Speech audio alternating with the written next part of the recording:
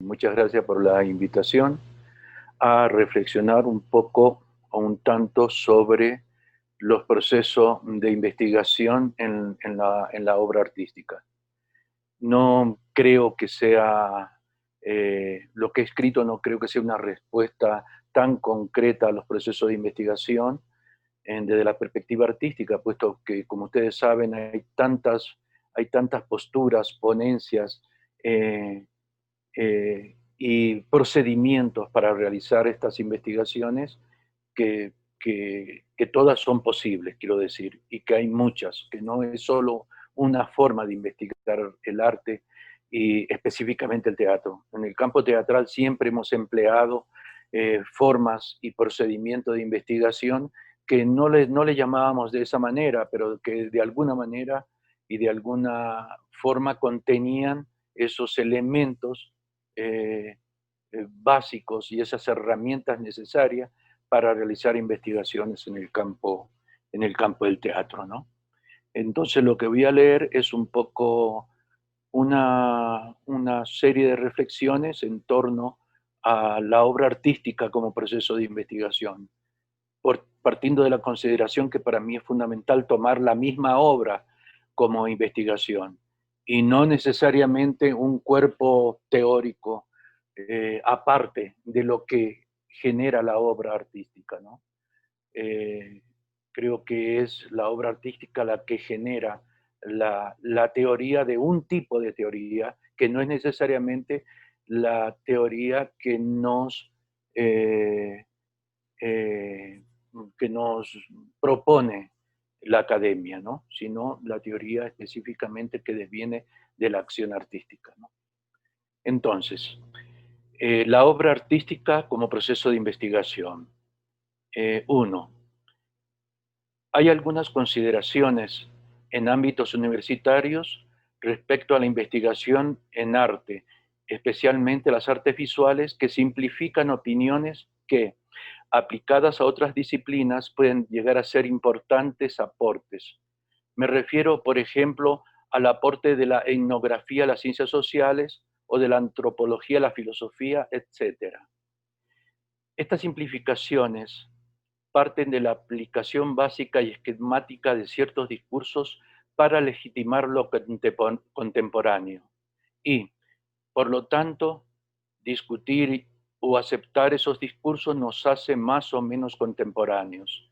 Términos como trans, post, multidisciplina son usados a modo de jerga universitaria y no se diga escena expandida o convivio en el campo de lo teatral, toda una terminología relacionada con el estudio del arte como experiencia, sujeta a principios de conocimiento que tienden a definir la experiencia desde una o varias perspectivas científicas, pero que no parten de la obra misma, sino de un estudio de la obra.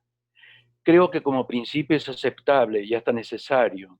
El problema es cuando se instala como única verdad que excluye a otros modos de pensar el arte y el espacio teatral en específico. Considerar que la obra como experiencia artística debe ir acompañada de un ejercicio teórico que la legitimaría como investigación es reducir el problema a una mirada binaria y alejada de la práctica artística como generadora de sentido y conocimiento. 2. Resulta que estaba leyendo una obra, una de las tantas que he releído muchas veces, y se me ocurrió la idea de hacer un desmontaje a modo de investigación de cómo una obra, a más de una obra, puede ser un tratado sociológico o etnográfico, aparte, como lo decía, de ser una obra específicamente de teatro. Por ejemplo, en el caso de Edipo Rey, la peste tebana, la pandemia que Edipo debe resolver, es un problema de Estado. Es decir, que se podría hacer una lectura un tanto forzada, pero divertida y por lo mismo profunda, del efecto placebo, tema específicamente de la medicina que consiste en la modificación muchas veces fisiológicamente demostrable que se produce en el organismo como resultado del estímulo psicológico inducido por la administración de una sustancia inerte, de un fármaco o de un tratamiento. Para esto deberíamos considerar que el organismo del que habla la medicina no es de una persona, sino el organismo de toda una sociedad enferma, como en el caso de Edipo, que solo se puede curar si el Estado dice la verdad sobre los crímenes cometidos en el pasado. Es decir, que el efecto placebo es la inducción desde el Estado de un discurso donde los crímenes atroces del pasado nunca ocurrieron, hasta que la población termine autoengañándose de que ciertamente nunca ocurrieron. Pero la enfermedad, el virus, no responde a las razones del Estado. Destruye la vida como una realidad inmanejable. Entonces Edipo, desde la perspectiva médica, nos invita a no mentir sobre las proyecciones de la enfermedad y sus posibilidades de cura. Es decir, que una pandemia es una buena posibilidad de curarnos como sociedad y especie al establecer desde el Estado lazos de verdad y solidaridad como medida sanitaria. Pero en realidad no quería hablar de Edipo, sino de otra obra. 3.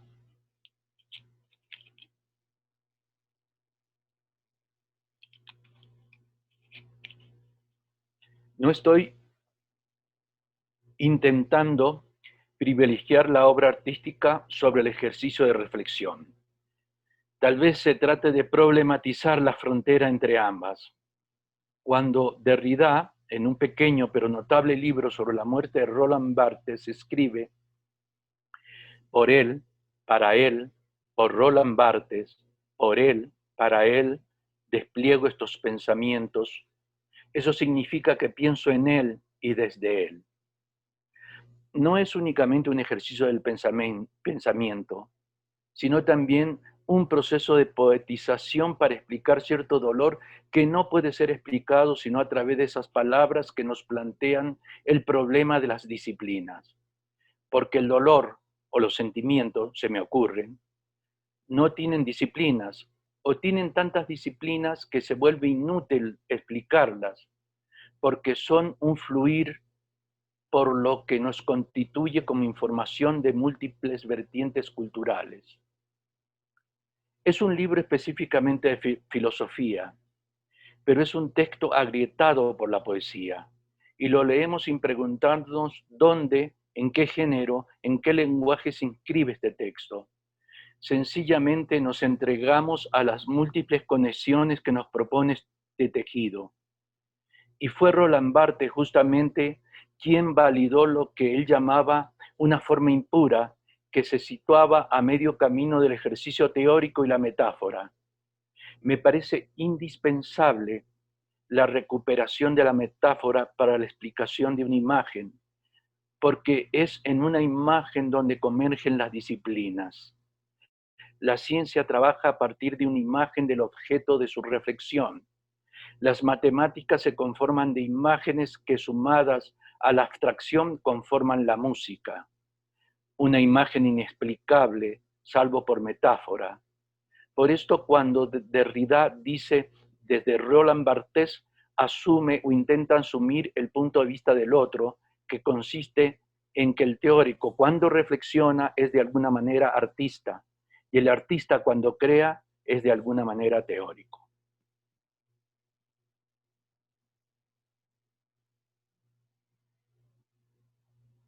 4. El cuerpo de la actriz-actor es una anomalía en el campo de lo real, porque no está en función de producir bienes de consumo. Lo que verbaliza no es útil, no intenta explicar nada. Así se lo identifica desde la perspectiva social. Un trabajo que no es específicamente un trabajo. El chamán también tiene una categoría similar. Ambos le devuelven a la comunidad algo que la comunidad ha perdido. Y ese sentimiento de pérdida se manifiesta en enfermedades.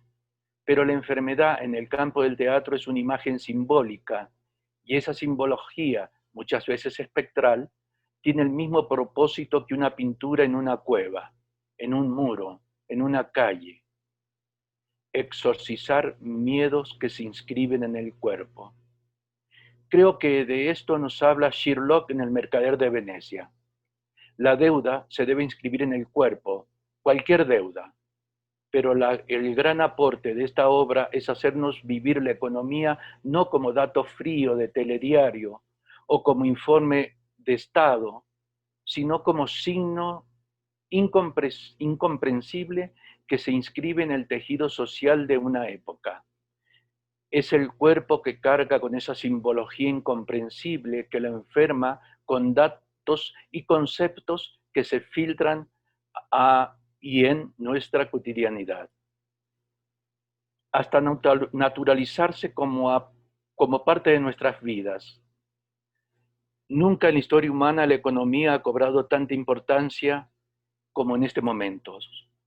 Términos como Dow Jones, bonos de deuda, dólar marginal, leyes de mercado, etcétera, son parte consustancial a nuestra manera de estar en la realidad, en una realidad atada a discursos abstractos que marcan nuestras vidas y que a menudo terminan destruyéndonos, al apoderarse de nuestros cuerpos con la huella indeleble de la deuda. ¿Hasta qué punto terminan las ciencias económicas y empieza el mercader de Venecia? ¿Hasta qué punto la obra no es la demostración visual de la herida que nos inflige el capitalismo más descarnado al marcarnos con una deuda impagable, salvo con más deuda? La imagen de la libra de carne no es solo una metáfora, es también la posibilidad de discernir teóricamente sobre cómo organizamos nuestra economía y cómo ésta nos destruye, porque no hay organización posible ante algo que se organiza sobre hipótesis, sobre términos como confianza, malestar en el mercado, inestabilidad en la bolsa, términos que no terminan y que terminan, mejor dicho, provocándonos risa.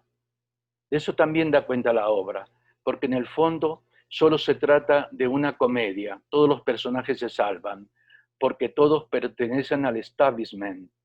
No hay pobres en la obra, porque la clase de Antonio, Bassanio y Sherlock y los otros y las otras, los pobres son pedazos de carne podrida. 5.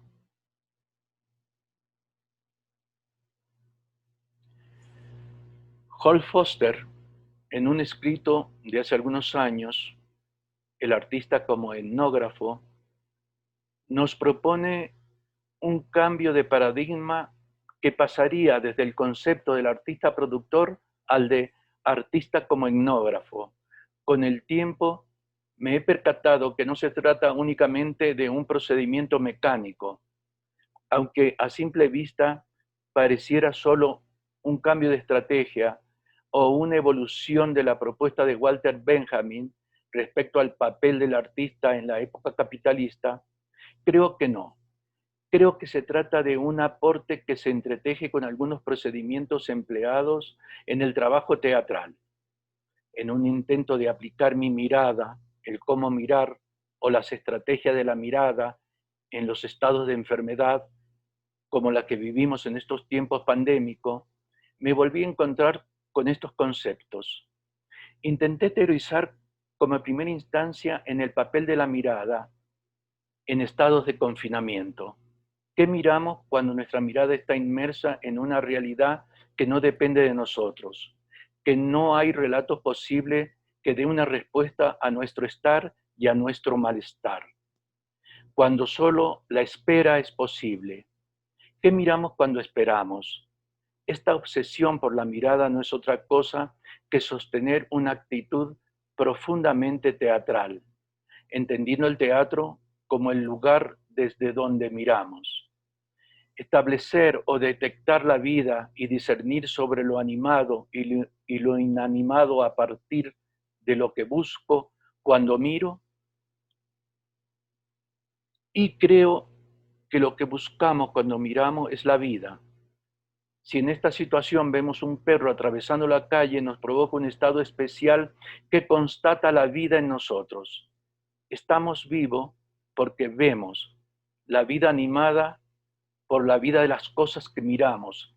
Y por primera vez veo un árbol mecido por el viento y veo que ese árbol tiene un valor en sí mismo.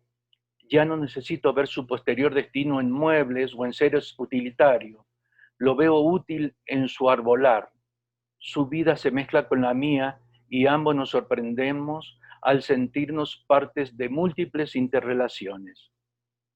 Se podría decir que estoy poetizando, en realidad estoy teorizando sobre los roles de la mirada en el campo del teatro. Siguiendo los presupuestos de Foster, situé la comunidad de la que quería hablar y le llamé la comunidad del orégano. 8 familias encerradas en un edificio que debían ser observadas y escuchadas no desde un punto de vista etnográfico, aunque la herramienta sea similar. Hay un elemento que las diferencia, fundamentalmente las diferencia. En el teatro no hay una verdad del otro, sino una aproximación a una verdad metaforizada del otro, a una verdad entredicha, a una ficción sin pretensiones de fijarse como verdad. Esto también lo distingue de la religión y de la política, donde la no verdad tiende a fijarse como verdad a través de un ejercicio de repetición e imposición. Estas primeras reflexiones abandonan su estado de teoría para asumir una nueva realidad que no intenta explicar nada, sino un fluir de imágenes sin propósito. Desde esa perspectiva, escribí un personaje que dice: pedaleo, la comida se enfría, pedaleo, los minutos están cronometrados. Hoy me he levantado bien y miro al mundo bien. Veo las cosas del mundo bien, en su lugar. Mi respiración integrada perfectamente a la primavera que me rodea y a la bicicleta que me sostiene. Estoy bien, pedaleo, traslado cosas de un lugar a otro. Ayer llovió y yo miré cómo llovía en el mundo, en mi mundo. Pedaleo más. Mi mundo no es redondo, es cuadrado. Sus satélites son la comunidad del crepúsculo, los que aplauden al atardecer porque se les ha salvado la vida. El problema es que otros han muerto. ¿No sería mejor mirar a los muertos y aplaudirles a ellos por haber caminado con nosotros unos años cuando el mundo era redondo? Aplaudirles sin culpabilidad. Miro el café, está ahí, en ese balcón. Pedaleo, zoom, pasa el café, se hunde en el pasado, el café. Mi nariz por un instante capta el café que huye a mi pasado. Recuerdo el aroma, pero no recuerdo dónde. Tampoco recuerdo el tamaño de mi nariz. La nariz, cuando recuerda, se estira. Es decir, si uno dice, este olor es igual al que olía en mi adolescencia, el tamaño de mi nariz vuelve a tener 14 años. No nos detengamos en esta pregunta, sigamos, pedaleo. Qué bien me siento. Otro balcón. Ahora miro la leche está sobre una mesita. La leche no es la imagen de una vaca, no. La vaca es un animal básico. ¡Zum! Pasa la vaca, la leche y la mesita. Se hunden en mi pasado. Mi infancia. Miro mi infancia. Está hecha de nieve. Y es ahí donde conecto leche, nieve. Miro cómo caen copos de nieve, copos de leche, copos de infancia. Miro la infancia. Miro cómo se quema el pan en mi infancia. Ahora puedo construir esta mañana. Yo, en bicicleta, ayudado por mis ojos y mi nariz, miro los balcones y digo: ayúdenme a integrarme suavemente al aire sin miedo, en consonancia entre la vida de ustedes y la mía. Oh, nariz mía, nariz de ustedes, ayúdenme para alcanzar la disonancia del silencio definitivo. Ahora dejo mi bicicleta, ahora entro al portal, ahora me recuesto en la escalera del portal, acomodo las cajas, me acomodo en la escalera. Siento un extraño sentimiento, como si mi cuerpo se desconectara del mundo. Prendo mi lámpara maravilloso, Desde la pequeña pantalla, Oleg habla sobre el amor expectorante. 6. Quiero decirle que, desde mi mirada específicamente teatral, la acción artística es una de las formas del pensamiento, que la belleza es una de las formas de razonar lo real, que a los artistas se les debería pedir investigaciones artísticas, que la escisión entre las investigaciones teóricas y las acciones artísticas no deben ser miradas a través de cánones que tienden a ser verdad. Y por último, el disfrute y la emoción que provoca el pensamiento y la reflexión están asociadas al estremecimiento que provoca la magia del develamiento, como en el arte que nos enseña a mirar la vida no a través de categorías académicas, sino a través de acciones poéticas, donde lo inesperado se hace presente, donde lo caótico e inexplicable tienen lugar. Gracias.